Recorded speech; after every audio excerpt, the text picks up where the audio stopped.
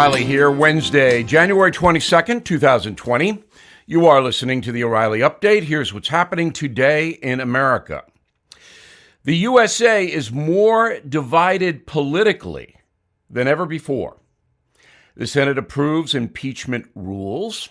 Hillary Clinton blindsides Bernie Sanders right before the Iowa caucus.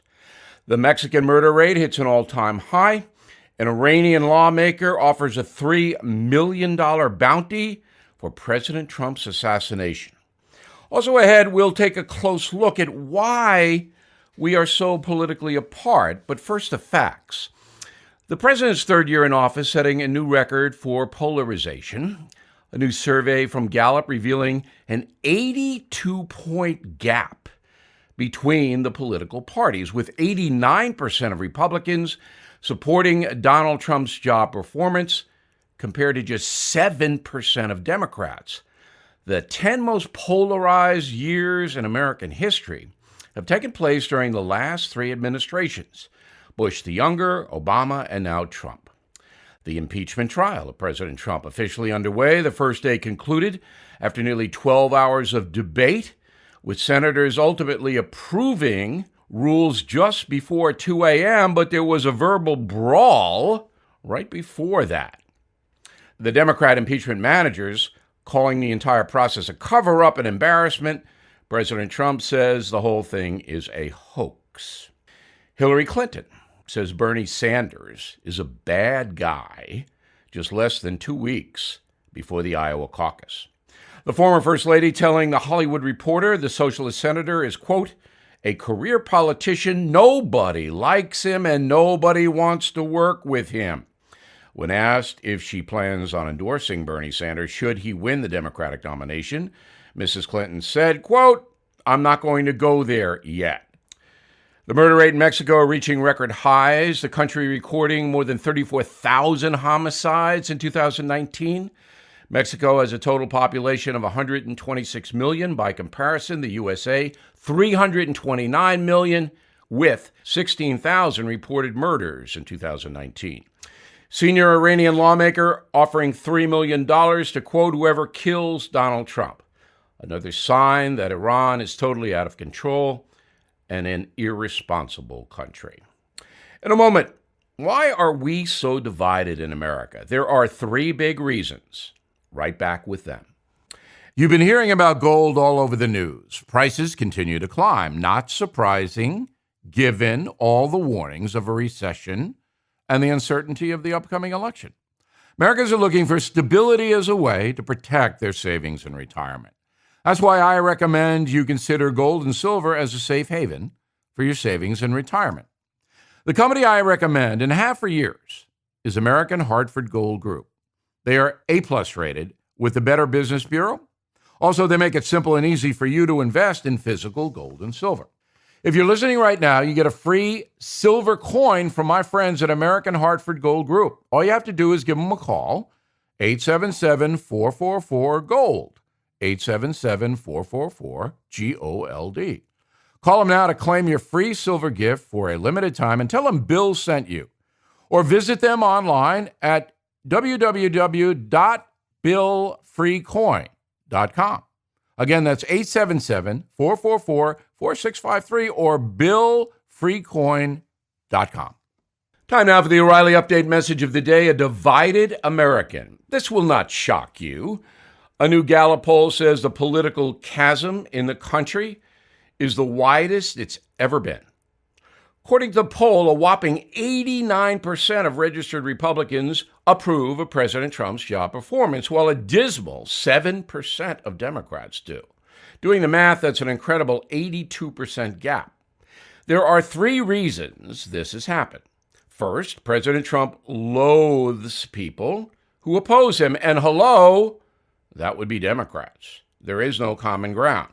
Mr. Trump believes he's doing an excellent job for all Americans, and that should be appreciated by all Americans. Democrats think the president is Rosemary's Baby, all grown up. That leads us to reason number two. The media has demonized Donald Trump to such an extent that reasoned discussion about him has vanished. The press signal is clear. Democrats must not only oppose the president, they must hate him. The press is almost united in trying to destroy the Trump administration, as I document in my brand new column posted on BillO'Reilly.com. I hope you read it. The third reason is not often talked about. The conservative movement in the USA has not changed all that much in the past 10 years. The right, generally speaking, opposes abortion, gun control, and higher taxes. Conservative Americans want smaller government, not a giant nanny state. Traditional people value Judeo-Christian philosophy and believe the USA is a noble nation that has provided freedom for billions of people on the planet at a great loss of blood and treasure. Think World War II and the Cold War. The left, again generally speaking, sees it differently. In fact, the left has radically changed, pardon the pun. Socialism is openly embraced by two of their presidential candidates. Climate change has become an obsession, not just an issue. Denial of due process, as we saw in the Judge Kavanaugh hearings. Extreme political correctness, as we see every day in the media. And attacks on so-called white privilege are all embraced by liberal Democrats, at least most of them, who would never have embraced them in 2008.